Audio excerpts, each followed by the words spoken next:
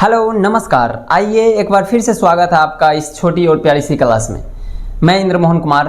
आज FIR यानी first information report, जब कोई भी कॉग्निजेबल ऑफेंस होता है यानी संज्ञेय अपराध, FIR को जानने से पहले आपको कुछ अपराध जानने होंगे। जैसे एक होता है संज्ञेय अपराध, एक होता है असंज्ञेय अपराध। संज्ञेय अपराध क्या होता है? संज्ञेय अपराध वो होता है जिसमें आपको मतलब गैर जमानती अपराध हो, जिसमें जमानत नहीं मिलती है। जैसे जो गंभीर प्रवृत्ति का अपराध होता है, जिसमें मतलब पूरा गंभीर प्रवृत्ति का हो, उसको क्या बोलेंगे? संज्ञेय अपराध। और जिसमें उसमें संज्ञेय अपराध में क्या होती है कि पुलिस बिना वारंट के भी आपको गिरफ्तार कर सकती है। लेकिन एक होता है असंज्ञेय अपराध, जो उतना गंभीर प्रवृत्ति का ना हो। जैसे एक कलम चोरी कर लेना, ये अपराध तो है लेकिन ये मतलब कोई वो मतलब भयानक वो गंभीर अपराध नहीं है जिससे मतलब लोगों को शर्मसार हो जाए। ठीक है, तो ये मतलब cognizable offence and non cognizable offence, दो टाइप के अपराध होते हैं। कॉग्निजेबल का मतलब क्या होता है? संज्ञेय अपराध। नॉन कॉग्निजेबल का होता है असंज्ञेय अपराध। ठीक है, तो आप देख लिए होंगे। तो फर्स्ट इन्फॉर्मेशन रिपोर्ट यानी FIR। जैसे हम कोई थाना में जाते हैं तो FIR दर्ज करवाते हैं। जब किसी के साथ कोई घटना होती है जो गंभीर प्रवृत्ति का होता है तो FIR दर्ज किया जाता है। लेकिन आपको पता होगा संज्ञेय अपराध में ही केवल FIR दर्ज होती है। अगर असंज्ञेय अपराध है जो मतलब थोड़ा सा छोटा अपराध है, उसमें क्या होता है कि वो मतलब उसमें FIR दर्ज ही नहीं होती, उसमें NCR होती है। NCR का फुल फॉर्म क्या होता है? Non cognizable report. Non cognizable report मतलब ये केवल शिकायत होती है, पुलिस केवल शिकायत लेती है आपके उसके मतलब जैसे घर में छोटा सा मतलब छोटा सा झगड़ा हो गया मम्मी पापा में, पारिवारिक झगड़ा जिसमें होता है, तो अगर वो हो गया तो फिर उसमें क्या होता है कि NCR आपको पुलिस मतलब नज़दीक जाके या सरपंच के द्वारा या पंच के द्वारा भी आपको सुलझाया जा सकता है। ठीक है, तो FIR देखेंगे तो FIR होती क्या है? सबसे पहले तो इसका डेफिनेशन देखना हो। FIR क्या होती है? FIR होती है वह लिखित रिपोर्ट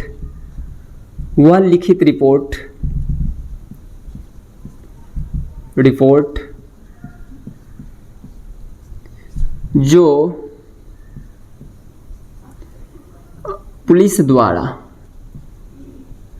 पुलिस थाने द्वारा या किसी SHO द्वारा एक्सेट्रा, वह लिखित रिपोर्ट जो पुलिस द्वारा किसी घटना को लेकर किसी संज्ञेय अपराध, ऐसे लिखिए, किसी संज्ञेय अपराध की घटना को लेकर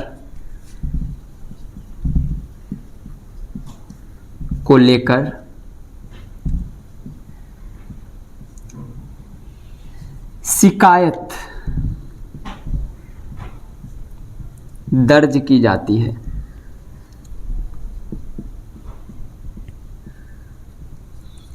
वह लिखित रिपोर्ट जो पुलिस द्वारा किसी संज्ञेय अपराध की घटना को लेकर शिकायत दर्ज की जाती है FIR कहलाता है। ठीक है, FIR। सबसे पहले यहाँ पे ध्यान देंगे कि आपको यही याद रखना है कि हम कब FIR पुलिस ले सकती है। पुलिस FIR तब ले सकती है जब वो देखेगी कि ये संज्ञेय अपराध है। संज्ञेय अपराध का मतलब तो समझा दिया आपको पहले, तो संज्ञेय अपराध होगी तो ही शिकायत दर्ज करेगी। तो FIR की धारा की अब पुलिस FIR धारा दर्ज कैसे करेगी? तो उसका एक धारा है जो पहले CRPC के तहत, अगर CRPC धारा था पहले तो CRPC धारा था 154 के तहत 154, लेकिन अब न्यू धारा आ गया है, इसको पुराना बोल सकते हैं ना, पुराना CRPC के धारा 154 में था, लेकिन अब न्यू BNSS भारतीय नागरिक सुरक्षा संहिता, BNSS भारतीय नागरिक सुरक्षा संहिता धारा 173 में है अब। ठीक है, तो संज्ञेय अपराध और केवल संज्ञेय अपराध में, लेकिन संज्ञेय अपराध याद रखेंगे। संज्ञेय अपराध होता क्या है? जैसे हम थोड़ा सा यहाँ पे शॉर्ट में लिखते हैं, संज्ञेय अपराध। ठीक है, संज्ञेय अपराध, और इधर ले लीजिए असंज्ञेय अपराध।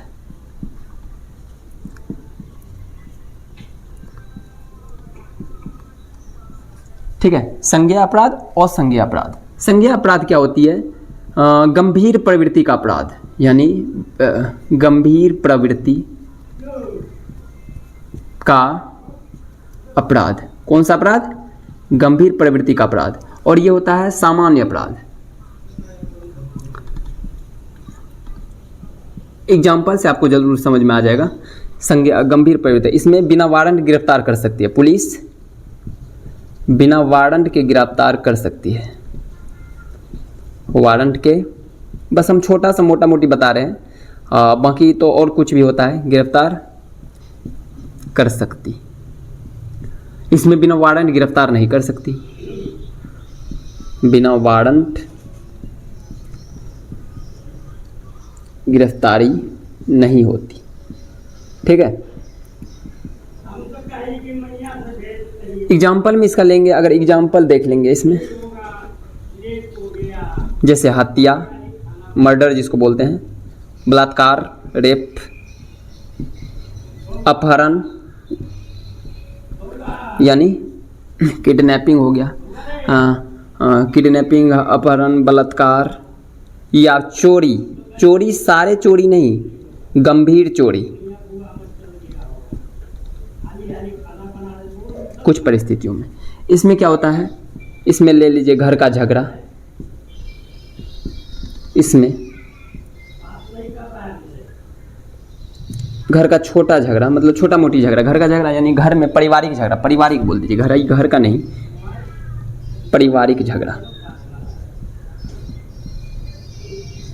पारिवारिक नॉर्मल होना चाहिए, यहाँ पे रो तो बड़ी रो, ठीक है, नॉर्मल झगड़ा होनी चाहिए।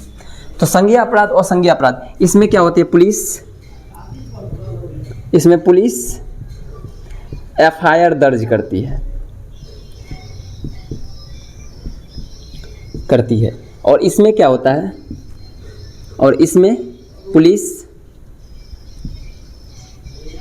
एनसीआर दर्ज करती है। क्या करती है, एनसीआर, नॉन कॉग्निजेबल रिपोर्ट दर्ज करती है। इसका मैं फुल फॉर्म लिख देता हूं, तो नॉन कॉग्निजेबल रिपोर्ट, ठीक है, ये नॉन कॉग्निजेबल रिपोर्ट। एफआईआर का तो फुल फॉर्म पता हो गया, ठीक है। इतना चीज हम लोग देखें कि एफआईआर क्या होती है, तो अभी देखिए, वह लिखित रिपोर्ट, वह प्रथम लिपि रिपोर्ट में बोल सकते हैं। एफआईआर मतलब होता है फर्स्ट इन्फॉर्मेशन रिपोर्ट, वह प्रथम लिपि रिपोर्ट जो पुलिस द्वारा किसी संज्ञेय अपराध की घटना को लेकर शिकायत दर्ज की जाती है, शिकायत दर्ज करती है, एफआईआर कहलाती है। एफआईआर पुरानी धारा कितने में, सीआरपीसी की धारा 154 के तहत था, लेकिन अब क्या है, न्यू धारा बीएनएस 173। अब ये याद रखना है आपको कि पूछेगा एफआईआर किस धारा में है, एफआईआर दर्ज करना किस धारा में, तो आपको याद रखेंगे कि एफआईआर बीएनएसएस की धारा 173 में है, ये स्टार पॉइंट लगाएंगे इसको, ठीक है। और एनसीआर किसके तहत दर्ज करती है, एनसीआर दर्ज करती है, सीआरपीसी की धारा थी पहले, सीआरपीसी धारा, एनसीआर, जैसे एनसीआर दर्ज करती है सीआरपीसी की धारा 155, और अब जो है ये सीआरपीसी बीएनएसएस की धारा, एनसीआर मतलब नॉन कॉग्निजेबल रिपोर्ट कब करेगी, 174 के अनुसार, ठीक है। याद करना भी आसानी होगी, 173 में एफआईआर है, 174 में एनसीआर है, ठीक है, इसको भी याद रखेंगे। इस पॉइंट में हमको दो चीज़ याद रखनी है, वो लिखित रिपोर्ट जिसको, ठीक है, तो इतना देख लिए। अब हम लोग देखेंगे कि एफआईआर जो होती है, एफआईआर में लिखा क्या जाता है, एफआईआर का उद्देश्य क्या है, एफआईआर का मतलब दर्ज कौन करवा सकता है, एफआईआर दर्ज होने, सबसे पहले देखेंगे एफआईआर का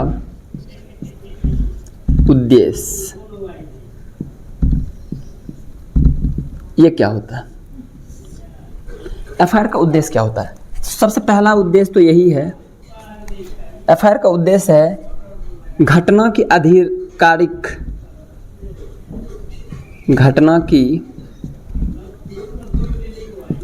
आधिकारिक शिकायत दर्ज करना, मतलब कोई घटना दर्ज करना, ठीक है। इसमें और उसके बाद क्या इसका होता है, पुलिस द्वारा जांच शुरू करना, मतलब अगर जब तक एफआईआर दर्ज नहीं होगी पुलिस इन्वेस्टिगेट नहीं कर सकती है, लेकिन पुलिस द्वारा जांच शुरू करना, ठीक है। 3 नंबर में देखेंगे पुलिस द्वारा साक्ष्य एकत्रित करना, पुलिस द्वारा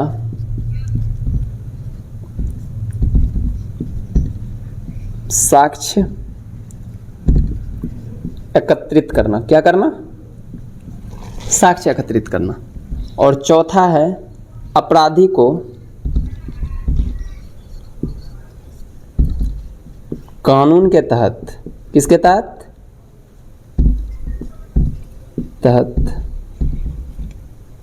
सजा दिलाना। एफआईआर का यही उद्देश्य है, मेन मोटिव यही है, सजा दिलाना। तो ये टोटल 4 हैं। जैसे कि सबसे पहले एफआईआर का क्या उद्देश्य था? पहला उद्देश्य देखिए, घटना की आधिकारिक शिकायत है। अब मतलब कोई संज्ञेय अपराध हो गया है तो आधिकारिक मतलब एक पत्र होता है, कानूनी एक दस्तावेज होता है जिस पे एफआईआर दर्ज की जाती है। अगर वो एक बार एफआईआर दर्ज हो गई तो वो मतलब अब कोर्ट में भी वैलिड है, हर जगह वैलिड हो जाती है। तो घटना की आधिकारिक शिकायत दर्ज हो करना सबसे पहले तो वही हो जाता है। पुलिस दूसरा क्या है? पुलिस द्वारा जांच शुरू करना। जब तक एफआईआर दर्ज नहीं होती पुलिस जांच इन्वेस्टिगेट शुरू करती नहीं है।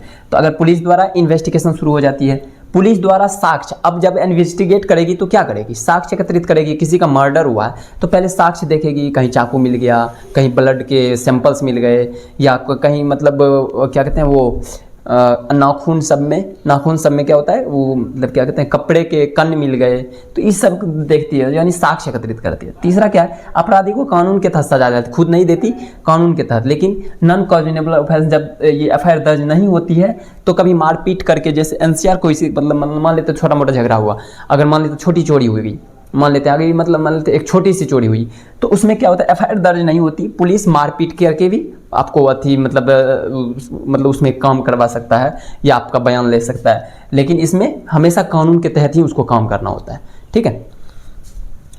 उसके बाद एफआईआर का उद्देश्य देख लिए।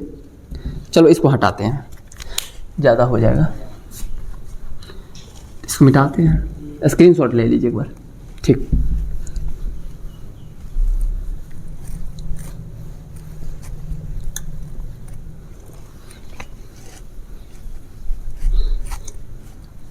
एफआईआर का उद्देश्य हम लोगों ने देख लिया। अब एफआईआर सबसे पहले क्या देखेंगे? अब एफआईआर में यानी फर्स्ट इंफॉर्मेशन रिपोर्ट में लिखा क्या क्या जाता है?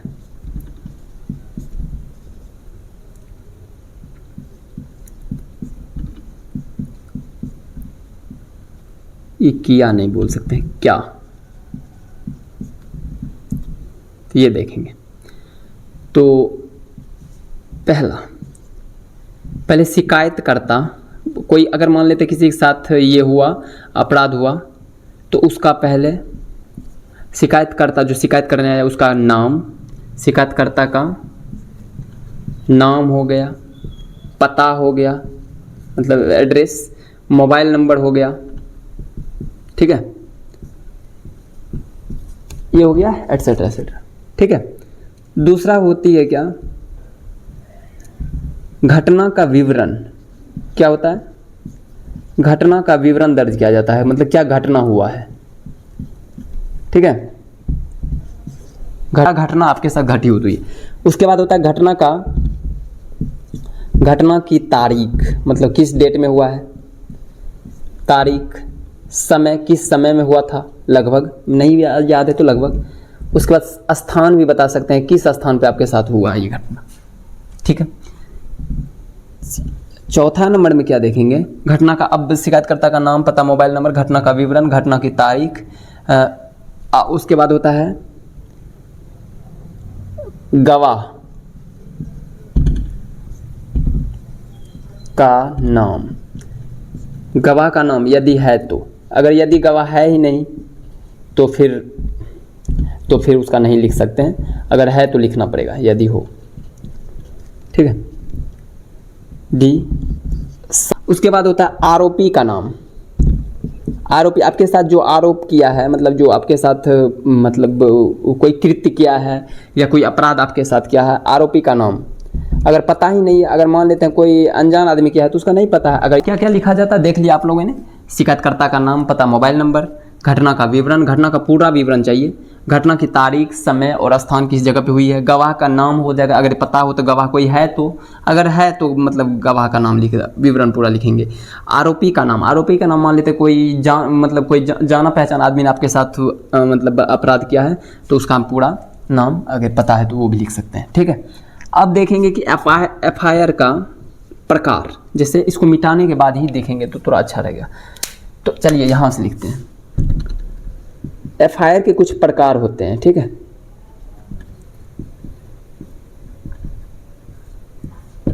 सबसे पहले तो एक होता है सामान्य रेगुलर एफआईआर, यानी सामान्य एफआईआर, ठीक है। चलिए इसको हटा दीजिए। रेगुलर एफआईआर मतलब सामान्य एफआईआर। सामान्य एफआईआर क्या होते हैं? संज्ञेय अपराध की पहली सूचना दर्ज संज्ञेय अपराध की, इसमें क्या होता है? इसमें संज्ञेय अपराध की प्रथम सूचना दर्ज की जाती है, प्रथम सूचना दर्ज की जाती है, ठीक है। तो संज्ञेय अपराध की पहली। दूसरा होता है क्या? एक होता है जीरो एफआईआर। इसका मतलब क्या होता है? जीरो एफआईआर का मतलब क्या होता है? जीरो एफआईआर क्या होता है? यदि आपका मतलब यदि आपके साथ कोई घटना घटित हुई, वो घटना अगर आपके थाना क्षेत्र में नहीं होकर किसी और थाना क्षेत्र में हुई, यानी मैं अगर क्या कहते हैं भागलपुर थाना क्षेत्र का हूँ, मतलब जो कोई थाना क्षेत्र ले लिए, मतलब मान ले तो मैं ए थाना क्षेत्र का हूँ, लेकिन मेरे साथ घटना हुई बी थाना क्षेत्र में, तो हम वहाँ भी जो दर्ज कराएंगे। मान लेते हैं हमको मतलब बी थाना क्षेत्र कुछ किसी और शहर में है, तो वहाँ पे मेरे साथ घटना घटित हुई। अगर मेरे साथ वहाँ घटना घटित हुई तो मुझे वहीं पे क्या कहते हैं वो एफआईआर दर्ज करवानी पड़ेगी। करवा सकते हैं, दर्ज करवाना है। क्यों? इससे क्या होता है कि जीरो एफआईआर दर्ज कराने से हमको तुरंत सहायता मिल जाती है। अगर मेरे साथ जस्ट अपराध हुआ है तो बगल के थाने में जाएंगे तो हम वहाँ पे अपना एफआईआर दर्ज करवाएंगे तो हमको तुरंत सहायता मिल जाएगी। लेकिन अब हम अपना थाना आएंगे फिर दर्ज करवाएंगे, तब वो रेगुलर एफआईआर होती है।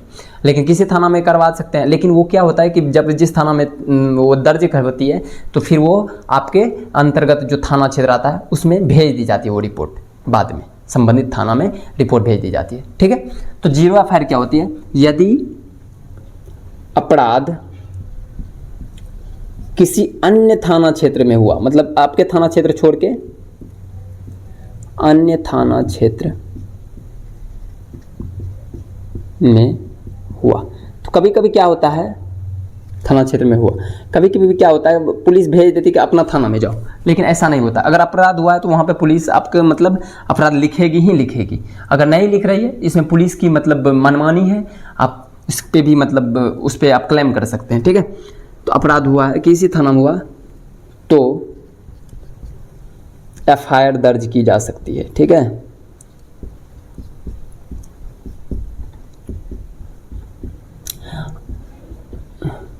बाद में इसे संबंधित थाना क्षेत्र में, यानी आरोपी जिस थाना क्षेत्र का नाम पता रहेगा उससे संबंधित थाना क्षेत्र में भेज दिया जाता है, ठीक है।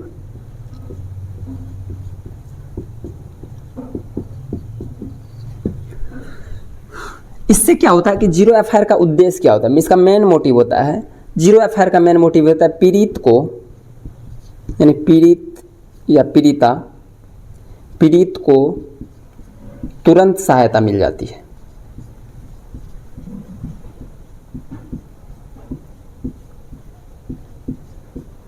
ठीक है। इसमें क्या होता है? पीड़ित को तुरंत सहायता मिलती है, ठीक है।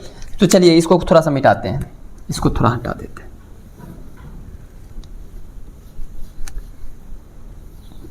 तीसरा नंबर में देखेंगे, तीसरा नंबर में एक होता है क्रॉस एफआईआर।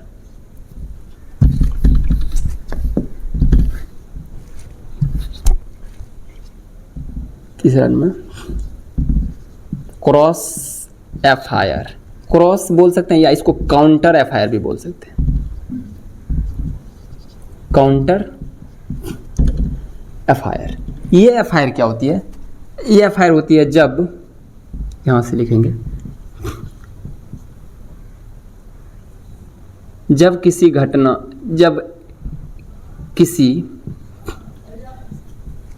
एक ही घटना में घटना के दोनों पक्ष एक दूसरे के खिलाफ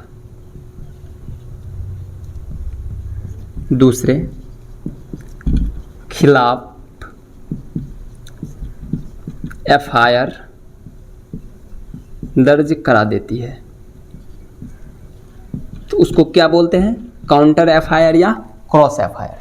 ठीक है, तो जब किसी मतलब मान लेते हैं कोई एक ही घटना हुआ, मान लेते हैं एक गंभीर मारपीट हुआ, तो वो इसके खिलाफ कर देगा, वो इसके खिलाफ, उसी को बोलते हैं क्रॉस FIR, दोनों क्रॉस हो जाता है, या काउंटर FIR। ठीक है, तीसरा होता है, चौथा देख लेंगे,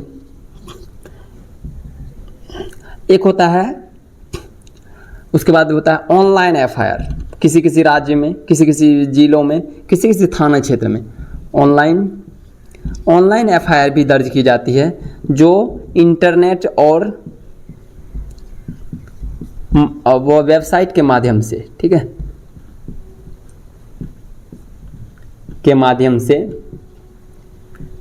घर बैठे कर सकते, माध्यम से घर बैठे कर सकते हैं। इसको क्या बोलेंगे तब फिर? Online FIR। एक होता है E-FIR। E-FIR क्या होती है? इलेक्ट्रॉनिक FIR इसको बोलते हैं।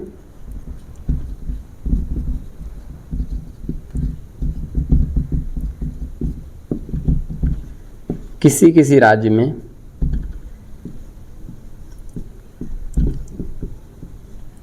में मोबाइल चोरी, मोबाइल या वाहन चोरी पर E-FIR दर्ज करती है। ठीक है, तो टोटल आज हम लोगों ने देखा क्या 5 प्रकार के FIR होते हैं। एक होता है रेगुलर FIR, जो संज्ञेय अपराध की प्रथम सूचना दर्ज करती है। 5 FIR देख लेते हैं। रेगुलर FIR क्या होती है? सामान्य FIR, जो संज्ञेय अपराध की प्रथम सूचना दर्ज की जाती है रेगुलर FIR में। जीरो FIR क्या होती है? जीरो FIR वो होती है जब किसी आपके साथ जो कोई अपराध हुआ तो कोई अन्य थाना क्षेत्र के अंतर्गत होता है और आप उसी थाना क्षेत्र में जब FIR दर्ज करवाते हैं तो फिर वो कहलाती है जीरो FIR। इसमें क्या होती है? आपको तुरंत सहायता तो पुलिस की मिल जाती है, उसी थाना की पुलिस से। बाद में वो थाना क्या होता है कि उससे आपके जो थाना है उसमें वो केस ट्रांसफ़र कर देता है। ठीक है, क्रॉस FIR या काउंटर FIR जब तो देख लीजिए, जब किसी घटना को दोनों पक्ष, जब एक ही घटना में दोनों पक्ष एक दूसरे के खिलाफ FIR दर्ज करवा देते हैं। ऑनलाइन FIR क्या होती है? ऑनलाइन FIR घर बैठे आप ऑनलाइन FIR दर्ज करवा सकते हैं। E-FIR होती है किसी किसी राज्य में, अभी तो हर जगह अवेलेबल नहीं है। ठीक है, अब देखेंगे कि FIR दर्ज कौन करवा सकता है। ठीक है, अब क्या देखेंगे कि FIR दर्ज कौन करवा सकता है। चलिए इसको हटाते हैं।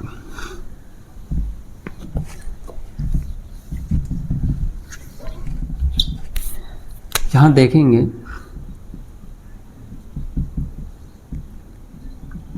FIR दर्ज कौन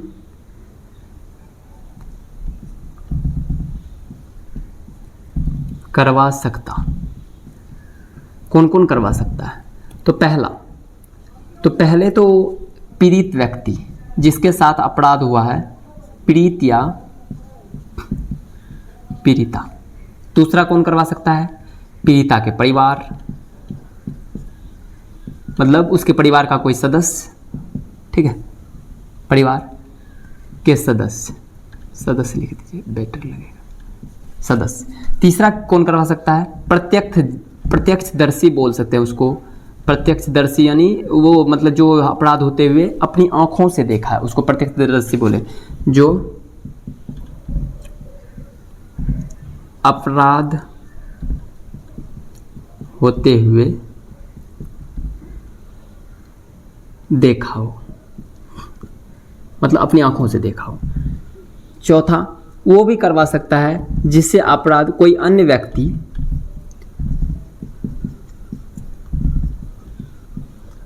व्यक्ति जिसे अपराध की जानकारी हो या घटना की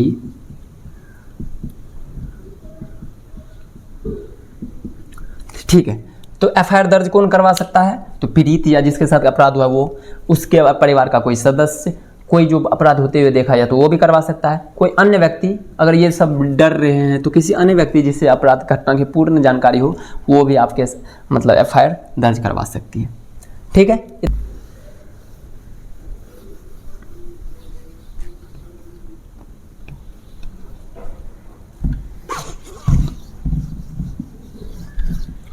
उसके बाद है एफआईआर दर्ज होने के बाद क्या होता है।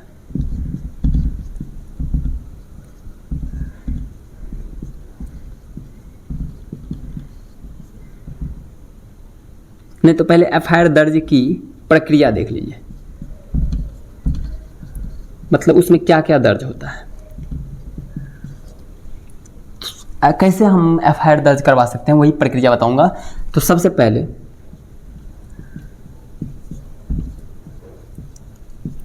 अगर आपके साथ अपराध हुआ है, यदि याद रखेंगे ये संज्ञेय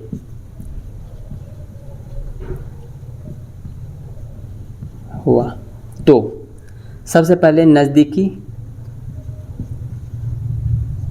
थाना जाएं। सबसे पहले नज़दीकी थाना चले जाएंगे।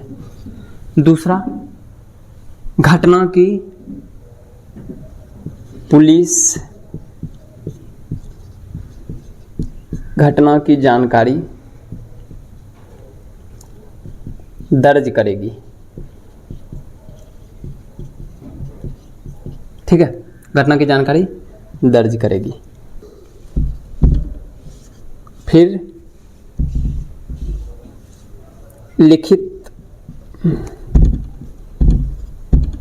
घटना को पढ़कर सुनाएगी। मतलब ये कि सही है कि नहीं, घटना पढ़कर सुनाकर आपको सुनाएगी, पुष्टि करेगी। पुष्टि का मतलब होता है सही है, सबको कुछ गलती भी है, पुष्टि करेगी। फिर चौथा क्या करेगी, फिर पुष्टि करेगी, आपका हस्ताक्षर लेकर एक कॉपी, मतलब उसी की एक कॉपी या प्रति हिंदी में आपको निःशुल्क दे देगी। मतलब उसमें पैसा नहीं लेगी,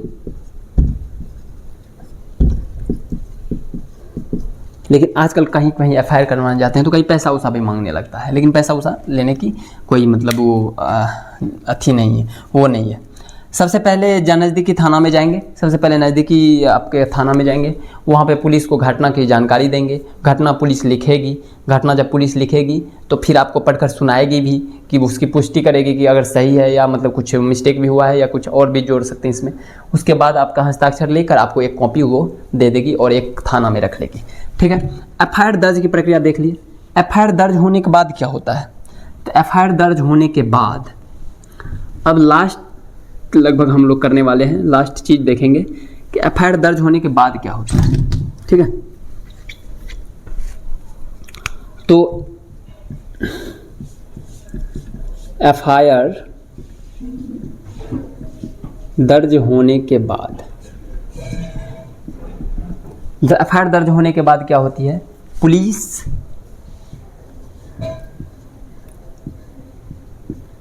जांच शुरू करती है।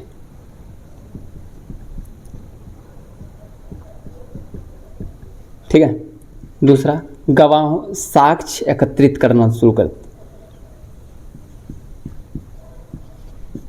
साक्ष्य यानी एविडेंस।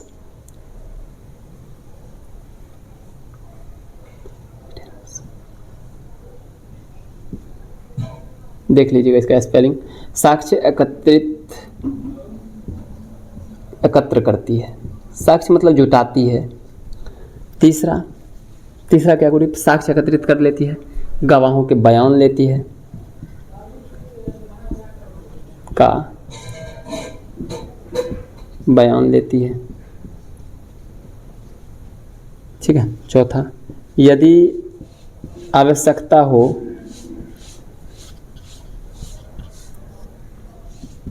तो गिरफ्तार भी करती है।